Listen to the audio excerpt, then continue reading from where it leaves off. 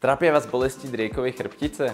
Ahojte, moje meno je Matej, som fyzioterapeut a dnes vám ukážem jeden z najefektívnejších cvikov na bolesť driekovej chrbtice. Ľahni si na brucho, ruky polož pod ramená.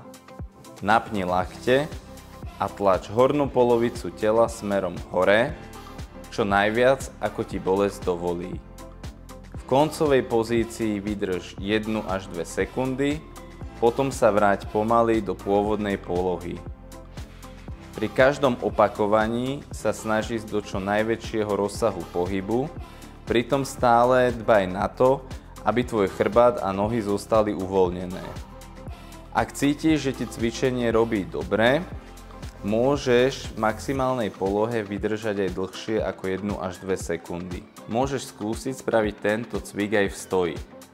Stačí si dať ruky dozadu na panvu, jemne ju zafixovať a vykonať záklon. Toto cvičenie je vhodné opakovať 10 krát za sebou. Hoci je toto cvičenie jedným z najefektívnejších, nemusí každému pomôcť.